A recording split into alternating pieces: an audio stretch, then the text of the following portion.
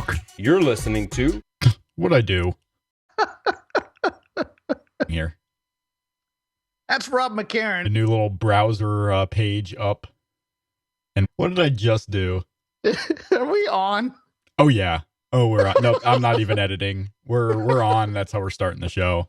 Hawkins, a jerk with a Twitter handle. Yeah. And guess what's going to happen now is what I'm What? going to do is I'm going to go to this page and I'm going to hopefully pause the stream before my sound comes up so as not to come out over the here.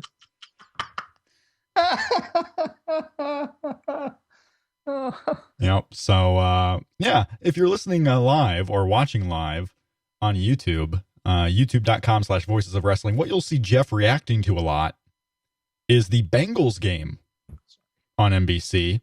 Apparently something just happened that Jeff did not I thought agree he had with. the ball. Yes. So I want to thank everyone who's watching online at voicesofwrestling.com/YouTube. You can contact the show at Shake Them Ropes on Twitter or in the live chat that you see. Hopefully the stream is going. I'm going to even ask, how's the stream? And I just typed streak. So yeah, if you're listening on the podcast version later on, we do these shows after the pay-per-views live. We're going to do 2 in December. We got this one going here on Survivor Series. So join us sometime. If you have, if you're free on a Sunday night after a pay-per-view, come join us at Shake Them Ropes, voicesofwrestling.com/YouTube. Everyone appears didn't fix much of anything. I was surprised. We'll talk about the major points of the Survivor Series show. Of course, the big news.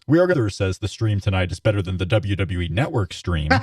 So they had some problems during the pre-show. So there you go. I'm hastily getting this stream up. I didn't fix any of the lighting, not that it matters. I know about that, but the big news is we have a new WWE World Heavyweight Champion, which going into the show, we knew was going to be the case, right? Didn't fix much of anything.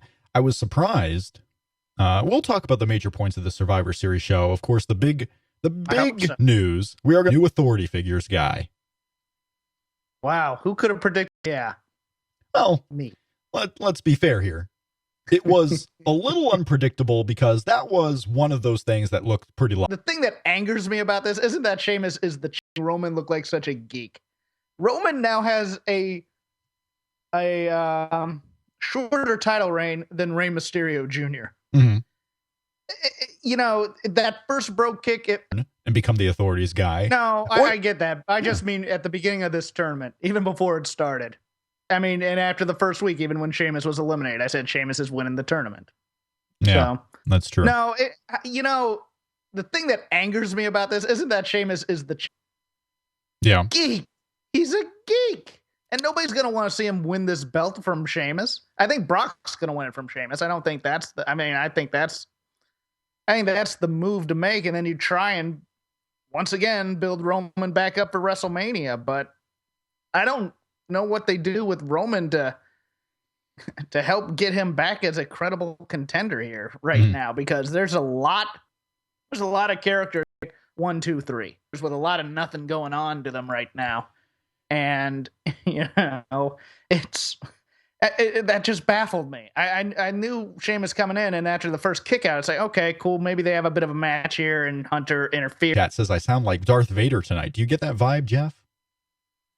Do I sound like Darth Vader? No. Roman Reigns won the tournament. He won the World Heavyweight Championship tournament. So this was indeed Roman Reigns' first World Heavyweight Championship reign. First World Heavyweight Championship reign. I am Medellin on the Twitter, not on the Twitter, but in the YouTube chat. That's good. I don't know. Dark side. I don't know. I can't do anything. I don't have voices. Roman Reigns won the championship. So I asked on the poll at Shake Vote, worst first championship reign, Roman Reigns or Dolph Ziggler? Reigns. Because I say this only for the fact that at least Roman Reigns won it. He may not have had it, and he may have lost it here in the first 5 minutes, but at least he won it, and he earned it. Dolph Ziggler got it because it was handed to him by Vicky Guerrero, and he lost it 7 days later. Oh, that. Yeah, not the 3-month reign that he lost because of the, maybe it didn't even go 3 months. I think it went maybe a month, that he lost because of the concussion. The first reign awarded to him by Vicky Guerrero. Still pretty bad. Both are very bad.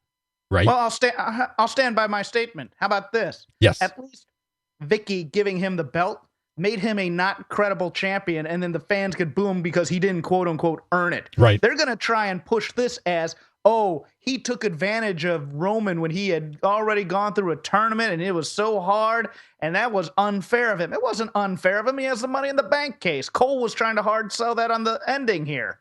And I'm just like, no, that's not true. It's still a credible title win. Yeah. Because those are the rules you set for this reality. Yeah, that's right. I think Ziggler, and I'm being told in the chat, Ziggler won the title because Edge speared him when the spear was banned.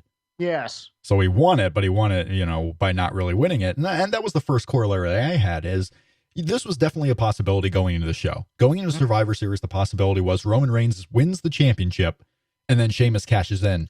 You thought that Sheamus might cash in like a 3-way and not even get the Roman's title win. That might have been better. Yeah, exactly. I just never thought for a second they're going to make Roman look this bad. Yeah. Especially coming off of a win by Roman. I mean, it's one thing to take advantage of Roman when he's, in a weakened state before he wins the title, but he had won the title. Yeah. And he had gotten around the Triple H trickery and whatnot, but it's just, I said that giving the belt to Sheamus would be the worst possible thing. They went worse than I ever thought they could. They did. I wonder if, because another corollary you can put here, are the Bengals winning, Jeff? No, they're losing. Are they going to lose? They're probably going to lose. They're probably going to lose. I'm paying attention to you. Keep going. It's a primetime game, so of course the Bengals in primetime, not good. Let's stay on topic. Yes. In primetime, Roman Reigns not good anymore. He fought valiantly. There's my segue. At SummerSlam, this is happening a little later than it did a couple of years ago. At Survivor Series, at the start of the Daniel Bryan run to the WrestleMania main event. Right. He got screwed over by Triple H after winning the title.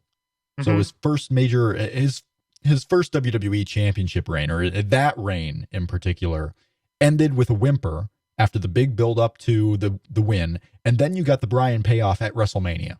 Okay. Right. Could they be trying to rehash that with Roman Reigns getting screwed after the title win and then go to WrestleMania to get redemption, possibly even against Triple H? But there's one major flaw if that's the case. So you think that might be happening. I think they're trying to probably do something like that.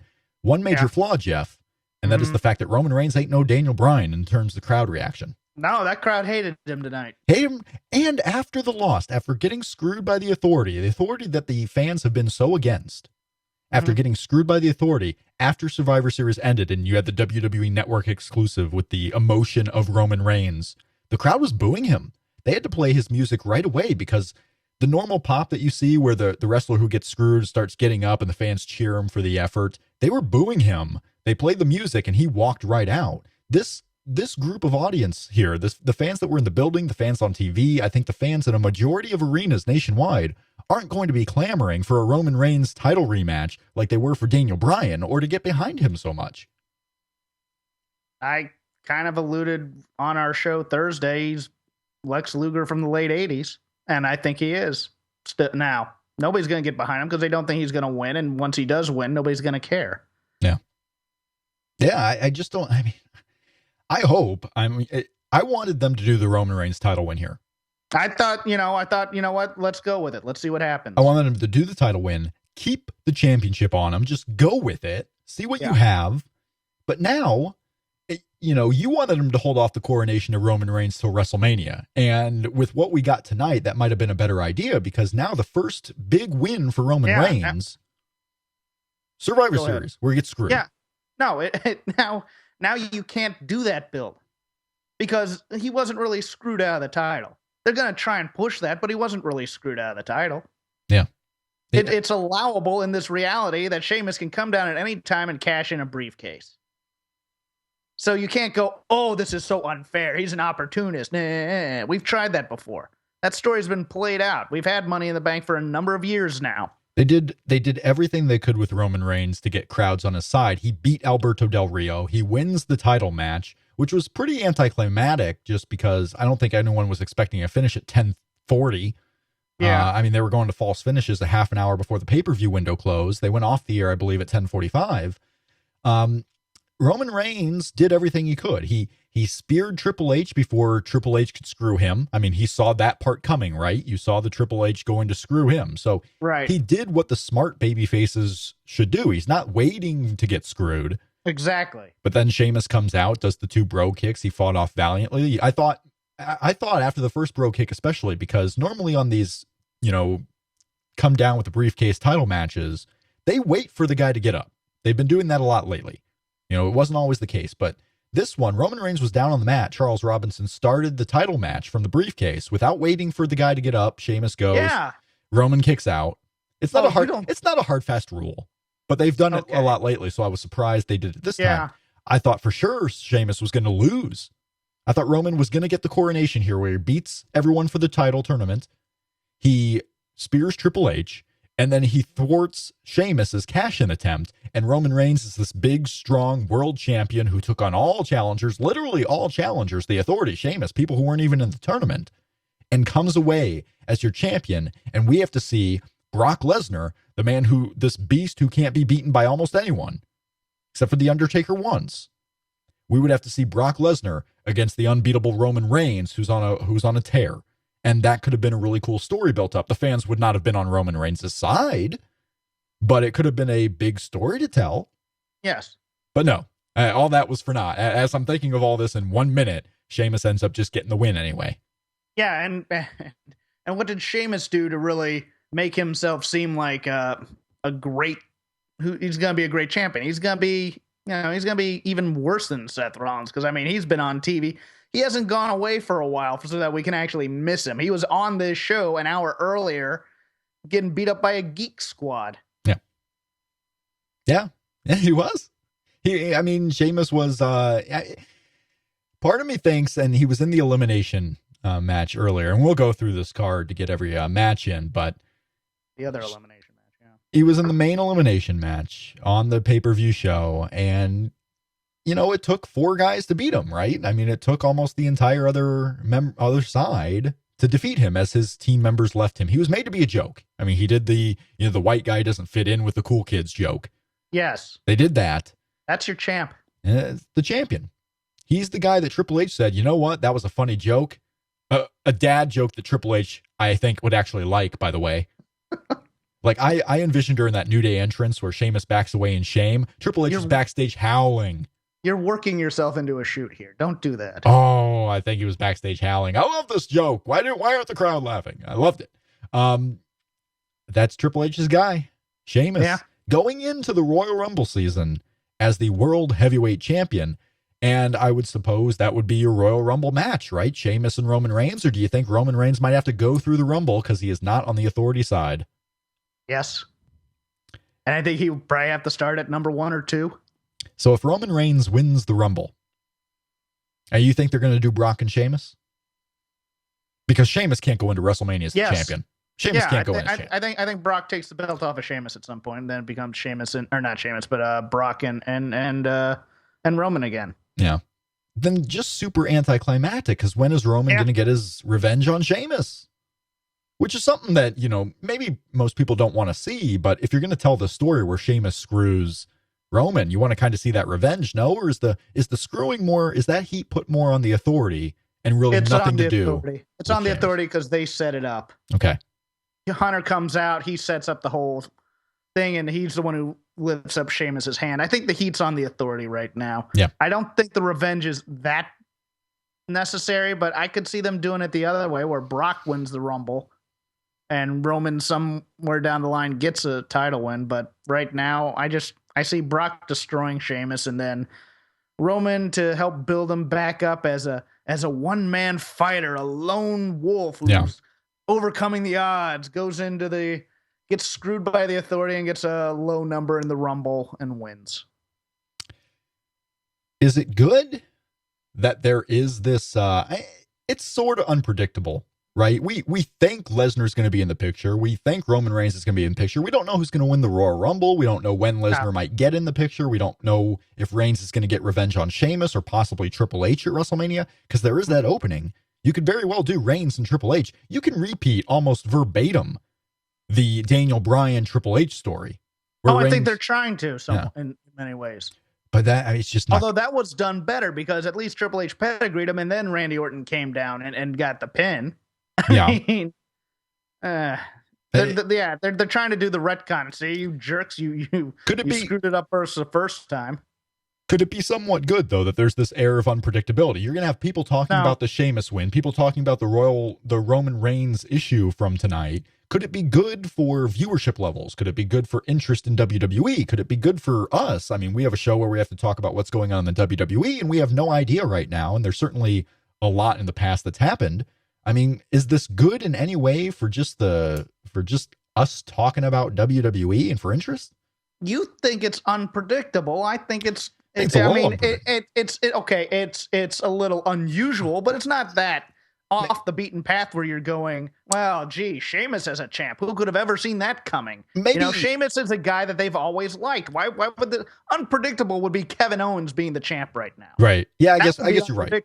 That would excite us. If I go up to any fan who's been a fan in the last 6 years and go, hey, guess who's the champ right now? Sheamus. Are they going, oh, well, I'm clicking onto that? Yeah, maybe not necessarily unpredictable, because even going into this show, there were 3 options that were possible. So it was one of those 3 options. We kind of had the options, and so it's unpredictable as far as which option they'll go with. But you're right. I mean, Kevin Owens didn't walk out as the champion. Dean Ambrose didn't walk out as the champion as a babyface. I mean, there were really 3 options that could have happened. And for those in the chat, I'm not drinking the WWE Kool-Aid. I'm just asking a question. I'm just asking you, is this possibility of a good thing happening out of this show? Because, I thought they went with the worst possible scenario. I mean, the worst possible scenario might have been Alberto Del Rio cleanly going through the title tournament and winning in the main event. That could have been the worst possible scenario. Any scenario I could have thought of. I mean, and here's the thing. They need something to get people talking about this product because it is stale. It is stale as hell right now. Yeah. And this is a safe, conventional move that they think is going to get that because it's an unusual story choice. Now, are we all working ourselves up into the fact that they want to make Roman Reigns the next big guy? Because they haven't certainly made it look like that with some of their decisions as far as working with Roman Reigns. So maybe we're working ourselves up to be, okay, this is stupid because they want Roman to be the big guy. Maybe they don't. Maybe someone else is going to come and take the title away from Sheamus and be the next big guy. I don't know who possible, but... What are you asking here? Because I think they want him to be... Well, I mean, maybe they don't think he's the guy now. Maybe they think they need to build him up more, which is... I'm asking because... Which means we're getting Big Show and Kane matches. It's an interesting dichotomy because I think a lot of people are mad of the booking of Roman Reigns because it doesn't help Roman Reigns become a big star. I mean, he had his first World Heavyweight Championship win taken away in 1 minute, a reign that really meant nothing, a title tournament that really meant nothing. But at the same time, these same people who are mad that the Roman Reigns push didn't look good don't want a Roman Reigns push. They don't want Roman Reigns to be the next big guy. Yeah. That's a little interesting play there, right? To be mad that they're not pushing Reigns hard enough when you don't want Reigns to be pushed hard enough?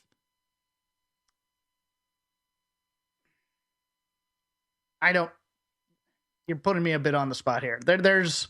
Well, it is our show, Jeff. Well, the people in the bubble don't touchdown. The people in the bubble don't want. What just happened there? What just happened there? Did the Bengals score? Yes. And you had to slam the point home while making another point about a completely unrelated topic. Yes. Look, okay. God. The people in the bubble don't want Reigns to be the champ because they want one of their guys to be it. But there aren't any of those guys available or credible. To be honest with you, I just wonder if, say, Cesaro was the one with the briefcase, and the entire build to Survivor Series and the pay-per-view itself went the exact same way, and Cesaro came out at the end to cash in and beat Roman Reigns. People wouldn't be complaining about the booking decision. They would be going nuts. Oh my God, Cesaro was the champion. No, but Cesaro also probably wouldn't have been in that Survivor Series match, and Cesaro also has not had the belt 3 previous times. Unlike Sheamus. Right. I'm just wondering if it went down the exact same way. The exact same way with Cesaro. We're not caring that Roman Reigns was booked poorly. We're cheering the booking of Cesaro. And we'd also be worried that Triple H and Stephanie would overshadow Cesaro. All right. Yeah. No, we would there is a downside. We'd be worried about different things. I guess the point there is we would always be looking at the things to be negative about. Yes. Yeah. Where sometimes I'm really positive on WWE. I'm not positive on the way this pay-per-view ended. I don't think Sheamus as a world champion for any story is a good story. I don't really look forward to the next 6 weeks of WWE TV closing out 2014 because Sheamus is the champion. I don't care if Brock comes back and kills him at TLC, perfect. We'll love it. Because at least Brock is a credible world champion and goes to the story with Roman Reigns, right? I mean, that's a better story to tell. Yes. Sheamus in the story does nothing for me. I was one where if you're going to go with the Roman Reigns, and I think Roman Reigns has potential for sure. Similar potential to what I see with Baron Corbin. Even if I think Baron Corbin has more potential, honestly, because at least Baron Corbin is going out there and being real. Roman Reigns to me has never been real in the ring. At least speaking, I think you might like Baron more because he's the unknown quantity as opposed to the known quantity. Yeah, he's the devil you don't know. But Roman Reigns is going to go for revenge. Sheamus is the world champion. We're going to go through the show, but that is the top story coming out of the show tonight: is that Sheamus is the world heavyweight champion. And I talked to this didn't make air, but we did a test because joining us on the TLC post show next month on December 13th, our next live show on YouTube, is going to be Dylan Hales, former guest. He's joining us in video, by the way, Jeff. Breaking news. We're going to have 3-way video for Dylan Hales' show at the end of TLC. So we did a test this week. I did a test to make sure his Skype would work and we can get everything worked out. And we had a conversation about, Sheamus as the world heavyweight champion briefcase holder, where WWE kind of put themselves in the corner making Sheamus the briefcase holder when he was not necessarily a favorite. They did it as a little surprise. Give Sheamus the briefcase. And this is where doing those surprises for the sake of surprises hurts you, because they would have rather had almost anyone else. Certainly a Kevin Owens, maybe a Cesaro, who might be hurt and actually out, and we'll get to that. Someone else who would have been better placed in this segment here tonight to end Roman Reigns. Maybe even a young guy. Maybe even a young guy who hadn't had the world title picture anyway, and that young guy could become this massive heel, laughing at Roman Reigns for earning the championship, but the briefcase led to this first person's championship. There could have been a number of stories. WWE was hurt having Sheamus in this role. No, disagree. Okay. You could have done it well with Sheamus, but they didn't. They gave him this new revamped look. They could have given him a new attitude, and then they stuck him in a geek tag team with Wade Barrett. Yeah. Take him off of TV for a while, or just put him to the side so that we're not expecting him. Say he's injured. Script an injury, pay him to stay at home. There are ways to do this, which you could have done with Sheamus. But the problem is we saw him week after week after week after week on Raw. Yeah. We saw him in boring-ass matches with Randy Orton, week after. Solid, but boring, okay? There were ways to do it. I disagree with the premise. Yeah, I'd be interested in WrestleMania 32 if Roman Reigns is indeed in the main event for the championship, if they go with this Daniel Bryan story where they're going to give him his big win, because you can do the first title win like this and then have the big win later that means something. They've done it in promotions in history worldwide, long time. We'll see what they do with Roman Reigns. The issue that makes that work, though, and that I don't think is going to allow it to work this time, is this crowd in the next 6 months has to get behind Roman Reigns, and they are getting farther and farther and further and further away. The toe in the water push never works because they never make the champ the most important guy. It didn't work with Punk. It didn't work with Hardy. It didn't work with any of the guys that they do it. The times that these championship pushes do is when you're going to actually make him the guy. Yeah. And they're legitimately going to do that. And you know what? They're going to try and do that this next time with Roman, and it's going to backfire even more because of the way that they did this one. I think the backfiring is certain. It's certain. Oh yeah. It has to be. It's let's go on to other things. Let's get into this pre-show match. Let's go through the show and see what else comes up. Pre-show match. The pre-show match, which I have not actually looked at, and I need to. I need to find the match times for the show because, as far as I am aware, the pre-show match was the longest match on the entire show, going around 18 minutes. It was an unadvertised 5-on-5 elimination. Let me check here. It was indeed. That world title match went less than 10 minutes. It was 9 minutes for Reigns and Ambrose. 18:10, the pre-show match, Goldust, the Dudley Boys, Neville, and Titus O'Neil going up against Stardust, The Ascension, The Miz, and Bo Dallas. Goldust big return here. Go ahead, the pre-show. Yes, cut me off, please. Let me cut you off. Yes. Now, with that face team of Goldust, the Dudleys, Neville, and Titus O'Neil, if I told you someone was taking a fall on that team during this match, who would you guess that would be? For that team? Oh, Neville. You would guess that, literally? I mean, if you knew nothing. For Goldust, Dudley Boys, Titus, and Neville? Yes. Oh, yeah, I would have guessed. I mean, I think you might be going for Titus, but I would have gone Neville. Yeah. You would have. Neville's the only guy who's over worth a crap on that team. Yeah. But you're telling me who would have taken a fall? Yeah. I mean, maybe that's the state of what I expect from WWE. Wow.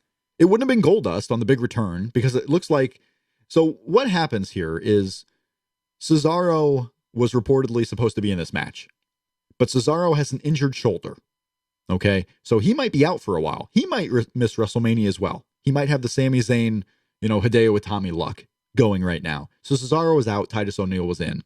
So they have shifted from what was going to be a Stardust Cesaro program back to Goldust and Stardust. So I knew Goldust wasn't going to lose. I figured that team was going to win, honestly. Yeah. The Dudley Boys, I suppose you can have Devon take a fall here because who cares? I thought the team would win clean, all 5 of them at some point, because it's just like there's no way they're gonna job any of these 5 guys. It was a very weird, especially when it was down to Stardust, Miz, and Bo Dallas, and you're just like, Neville's the guy taking the fall. It was very weird in the middle of the match. Yes, to do that to have Neville of all guys just in the middle of the match. 3 finishers, and they. Yeah, so Goldust team gets the 4-0 win, as the only man on their team to take a fall was Neville, the longest match of the night. And yeah, we're going to get Goldust and Stardust, most likely. Maybe on Raw, because, I mean, all these undercard feuds never seem to work out on pay-per-view. Yeah, we got Dolph Ziggler and Tyler Breeze today, but, everyone else was put in elimination matches. TLC is going to be all these gimmick matches. I wouldn't expect a Goldust and Stardust match to make it on TLC. Certainly won't make it to Royal Rumble. I don't think they're going to finally do a singles match between them at WrestleMania, but you never know. So we might see this finish up on a SmackDown for all I know in a couple of weeks. But that was your pre-show match. The openers were the world title tournament matches. First up, Roman Reigns and Alberto Del Rio. Alberto Del Rio's best match since coming back. Yes. Yep. Roman Reigns gets the win with the spear. The winner of this match was never in doubt. I mean, it was going to be Roman Reigns. What'd you think of the match? Oh, it was okay. I think that doing the Rampage Jackson armbar powerbomb spot twice, when the first one didn't go that well and the second one didn't go that well either, might have been a bit of a mistake. You might want to call it audible on that. But overall, it's Del Rio's best match since coming back. Solid, but not spectacular, but it was fine. It was perfectly fine. It was acceptable. It was the first round match. So, I mean, especially with Dean Ambrose and Roman Reigns wrestling 2 matches in WWE realm, generally, if you're wrestling multiple matches, you don't give it your all. Right. In one of them. And in Roman's case, he kind of didn't give it his all in either of them, but he wasn't given time to. This match went 14 minutes, one of the longer matches on the night. And Roman Reigns won the WWE Linear Championship in this match. Won the linear title from Alberto Del Rio, but would not have that title much longer either. Who's winning right now? Bengals?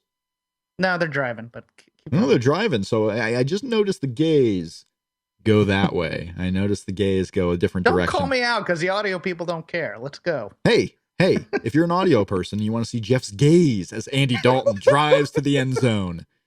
If you want to see the disappointment as Jeremy Hill holds the team back.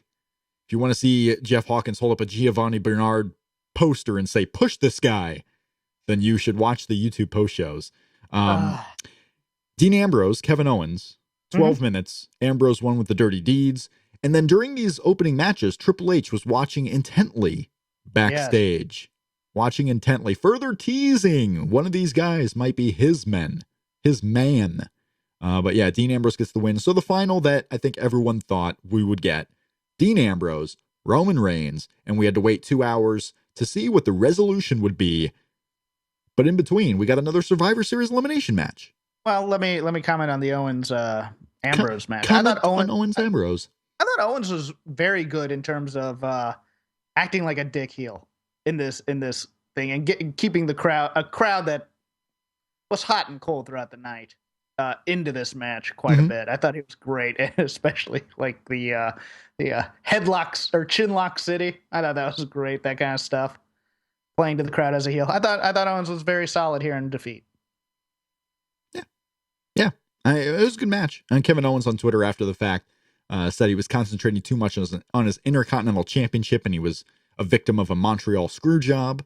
So we'll see what Kevin Owens does in the future with the IC title. Looks like the Bengals probably didn't do anything good right there. Speaking of not doing anything good, the Sheamus joke in the New Day entrance, we did have the New Day, Sheamus and King Barrett, going up in a 5-on-5 elimination match against Ryback, the Usos, Sin Cara, and Kalisto, the Lucha Dragons, and another babyface elimination team win.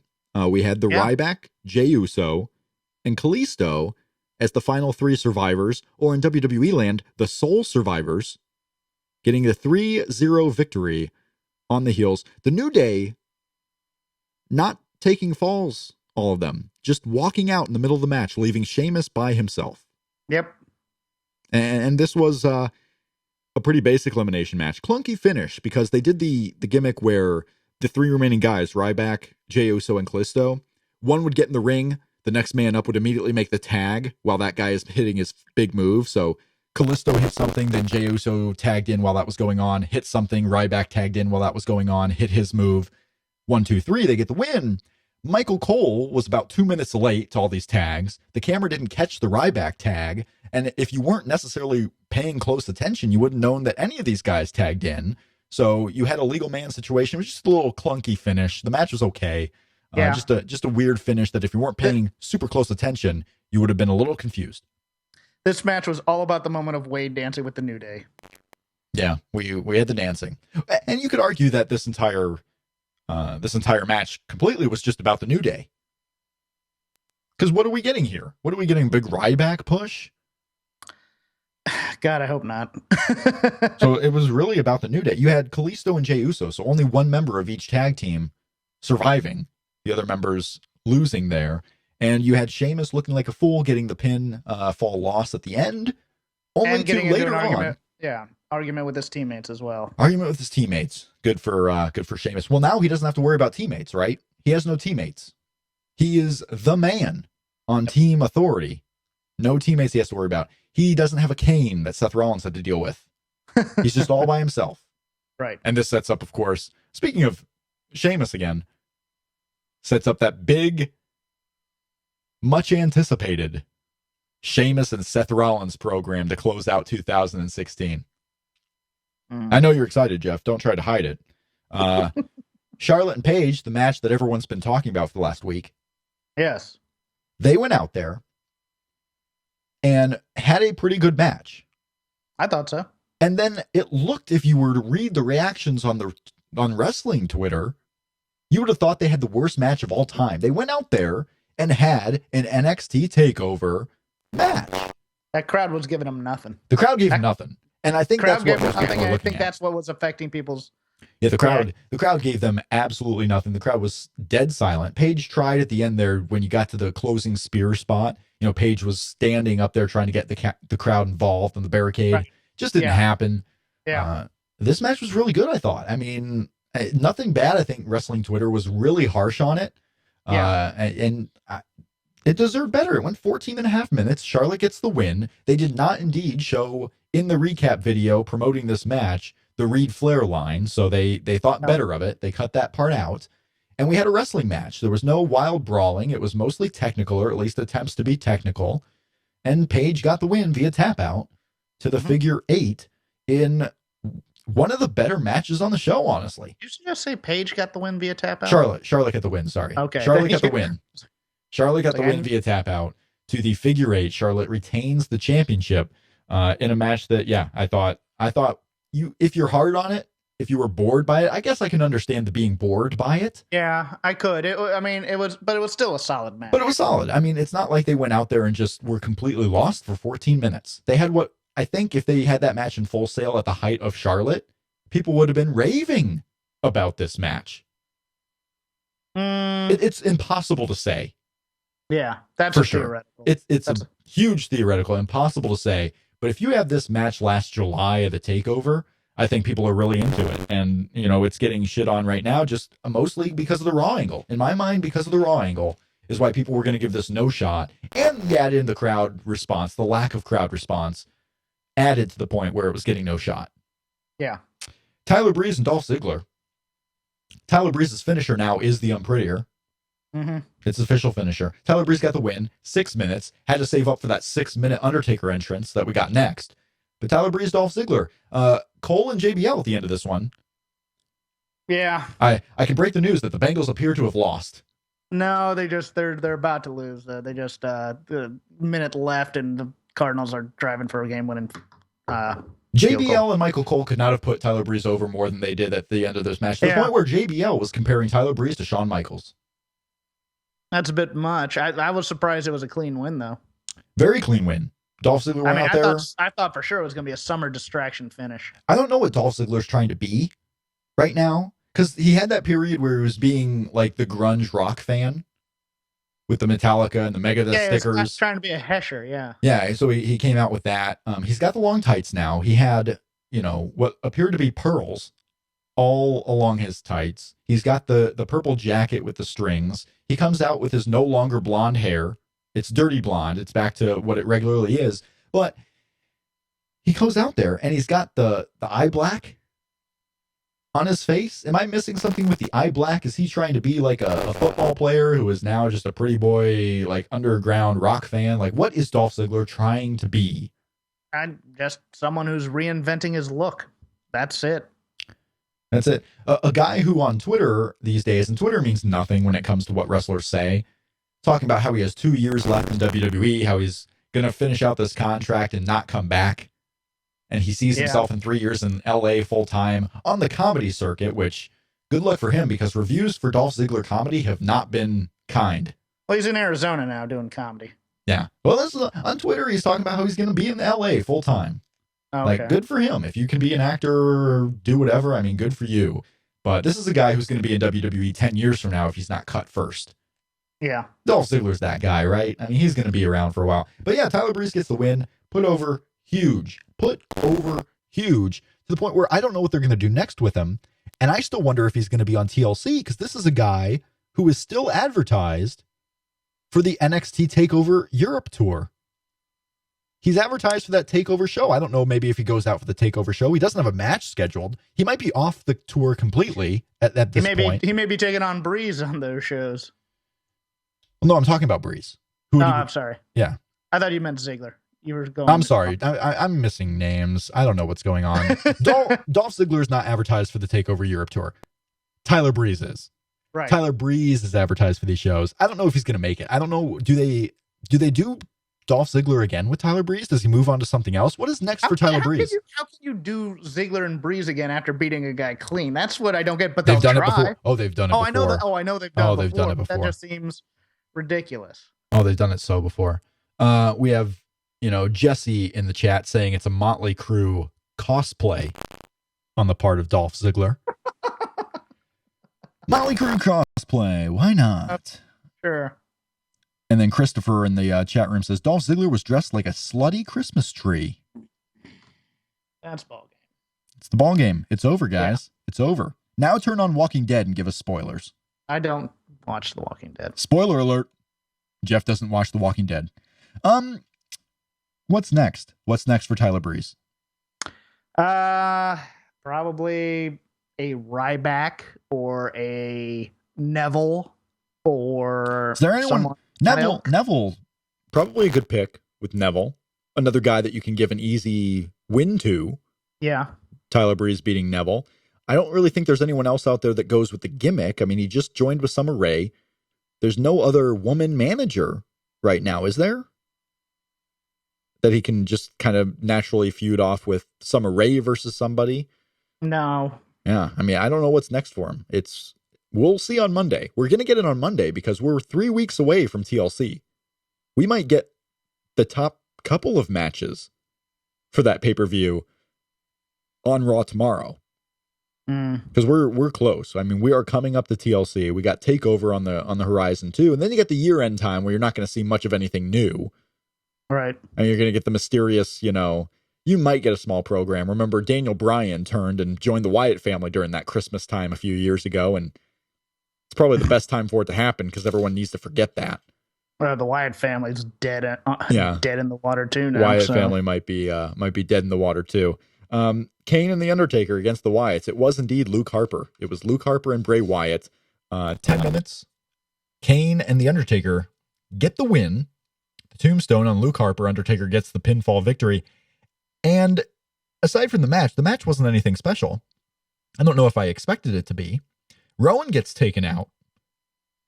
And not just taken out, but he gets chokeslammed, dead and buried. And then he left. And Michael Cole specifically says, Rowan looks like he left the arena.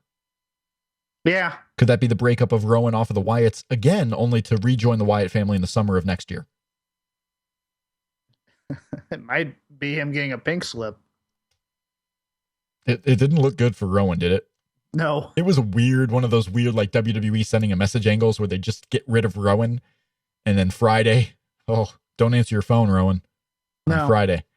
Don't do it. Anything special about this match? I mean, Kane and The Undertaker, it was The Undertaker's 25th anniversary of debuting on Survivor Series. It was a straight ahead tribute match for The Undertaker, and I didn't expect them to do something like that on a Survivor Series. I thought, this was the one I thought they were going to get wonky with. Yeah. And they didn't. And you know what? It's fine that they didn't, but now what do you do with Undertaker? You can't really build up. I mean, the rumor we've heard is Cena and The Undertaker? Or Cena and Reigns. I forget who. They could do Cena and Reigns, but Reigns, in theory, would have to go in as the champion for that match, right? Yeah. So, yeah.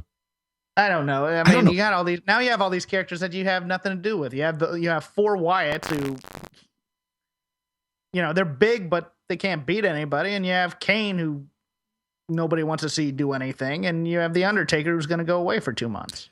We have a comment on Twitter, at FSM_editor. The underscores are coming at me again.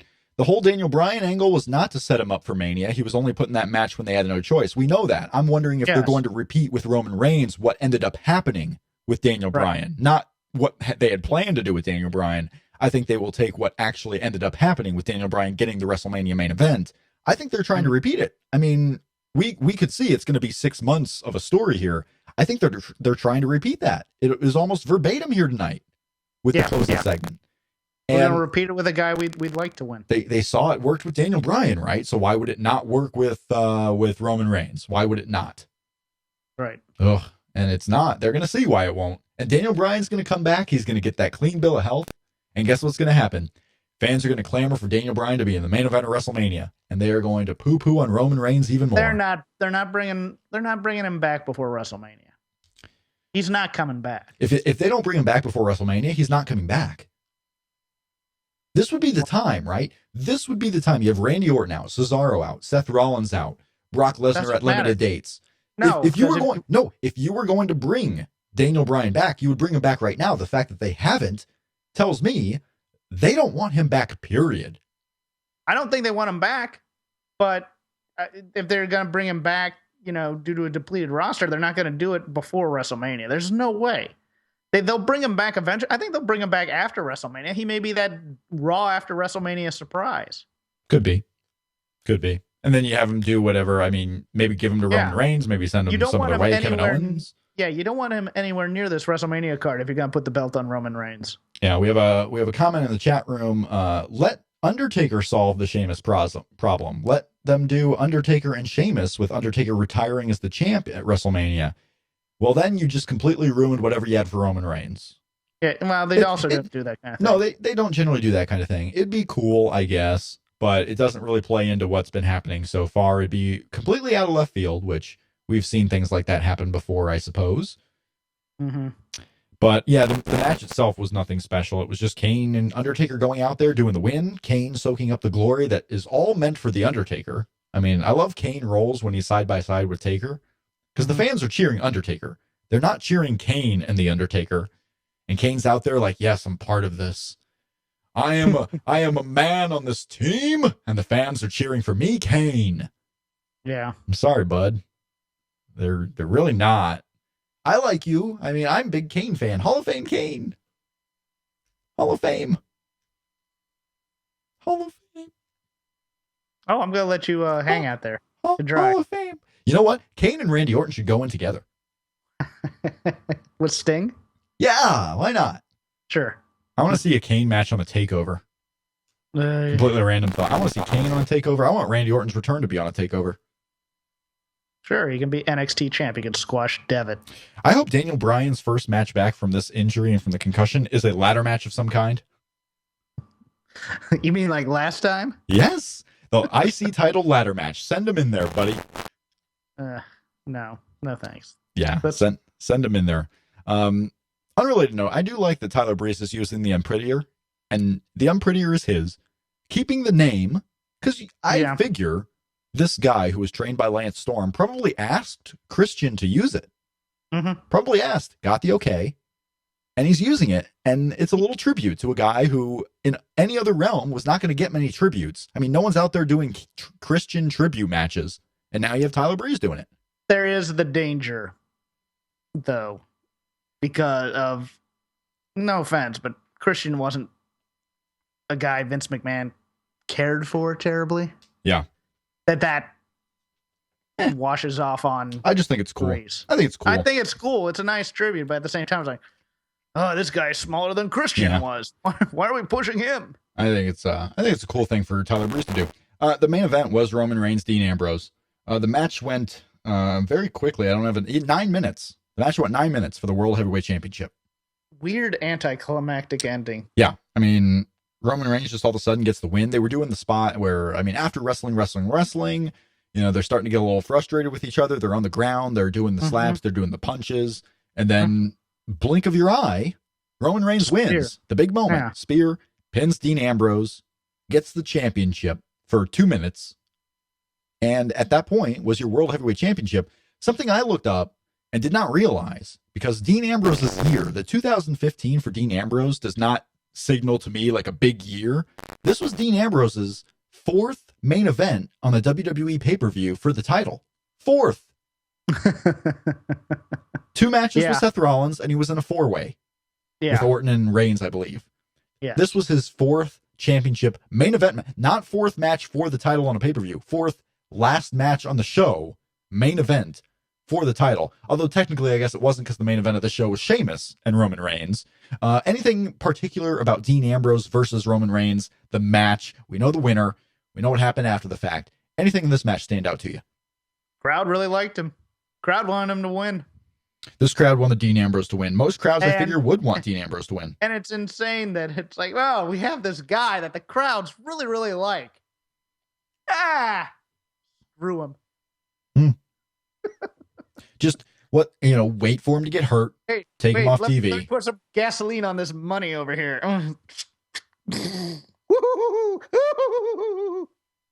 It's funny. That's what the Bengals did when they signed Andy Dalton. No, that's not true. He had a good game today.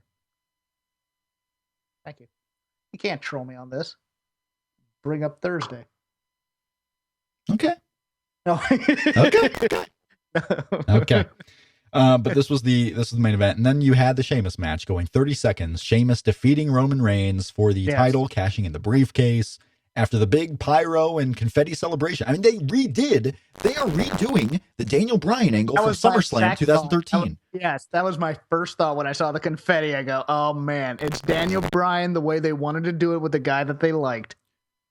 They're just going to try and do this whole thing. At what point? Okay, does it take till Royal Rumble until they decide to go with a different direction because they just realize it's not going to work? Does it take till next week?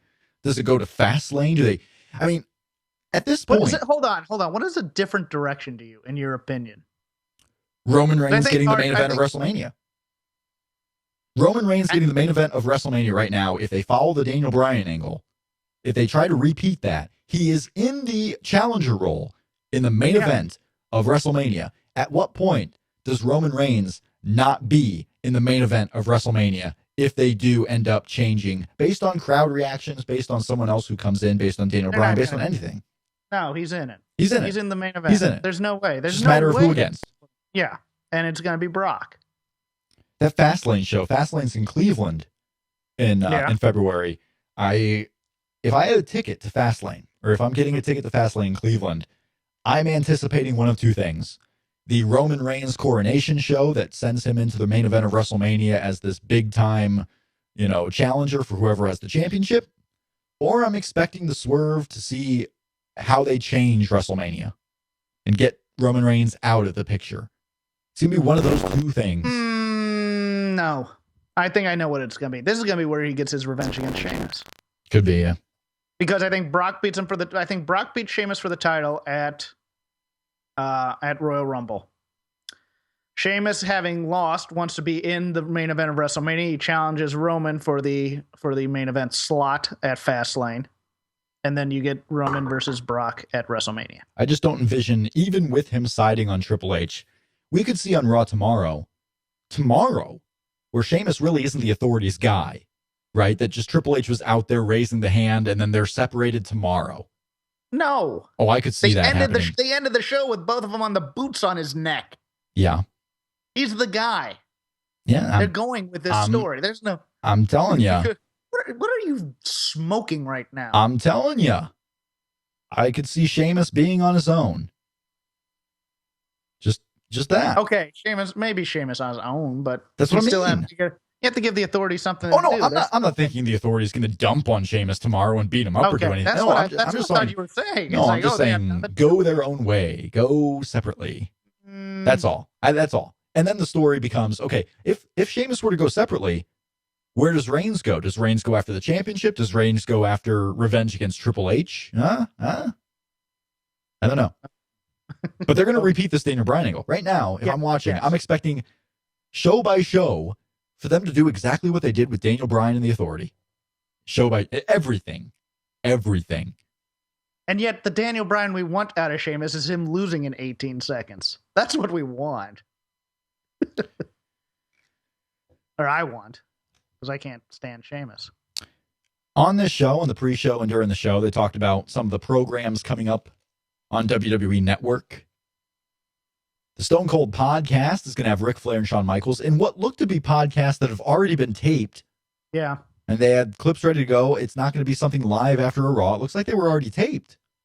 Am I just... I wasn't seeing that myself out of school, right? Like, that's what's going to happen. So don't expect Ric Flair to be talking about the angle on Monday. Don't expect him really to be talking about much of the current events at the time it airs. These were podcasts that were already taped. You have Ric Flair, Shawn Michaels on the guest list. Remember when they announced Undertaker on the Stone Cold podcast is coming this year? It happened. It happened when they were doing videos for future guests. It was one of these same promos that they aired on Tonight's Show about what's coming to the network. I believe you. Rob, I believe you. They announced The Undertaker and much more to come. And The Undertaker ended up not... I think they even announced Hulk Hogan, but then Hogan got fired, I think. Yeah. So plans changed there. I think Hogan was supposed to be on when they had Paige on. Yeah, I think you're probably right there. But you had Ric Flair and Shawn Michaels in interviews that have probably already been taped that will be airing in December. Breaking Ground, as we recorded this tonight, Breaking Ground, there was a new episode, so I got to watch that. Mojo Rawley got a phone number from a girl, I think. Yeah. Unfortunately for him, it wasn't Dana Brooke because she's obviously the top prize in NXT. I mean, go Dolph. Good for you, Dolph. Getting this girl to go up to Cleveland with you. God, you have some magic. Dana Brooke, man. Dana Brooke. Dolph's not in Cleveland anymore. They were in Cleveland at some Cavs game. Dana Brooke was tweeting all about it. How they went to a Cavs game, how they were in Cleveland on one of those off weeks where they didn't really have any NXT shows and Dolph was off. They went to, I mean, this girl lives in Florida. Got her to go up to Cleveland for a Cavs game. Shoot right back down to Florida. He lives in Arizona. Well, they were in Cleveland, bro. They were in Cleveland for something. Probably selling, I guess, Fastlane tickets are going on sale soon, so probably some type of deal for Fastlane. He was there. I don't know. Okay. But you have that coming to the podcast. You have an Edge and Christian special. You have a couple of different things coming up. But I got to watch Breaking Ground. I think... you have Ride Along. Ride Along. Wrestlers in cars. Which David Bixenspan correctly pointed out that it looks like all it's going to be is extra footage put together from Total Divas and Breaking Ground. I think so. That's what it's going to be. I mean, look at the people who were in the commercial. It looks like it's just going to be some cutting room floor footage that we said, hey, let's make a TV show out of this. Yeah. I think so. So that's what's coming to the network. Our show's coming up.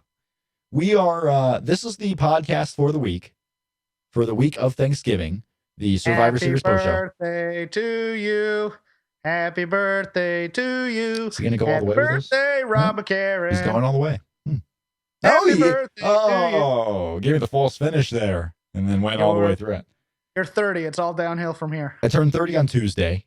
My STR 30th birthday present was a few select users on Twitter hating on our panel show with Dave Meltzer on Thursday. It was fine. I thought it was fun. It was, I will not lie, it was a little awkward. Fun would not be the adjective I used, but I thought it was fine. It was fine.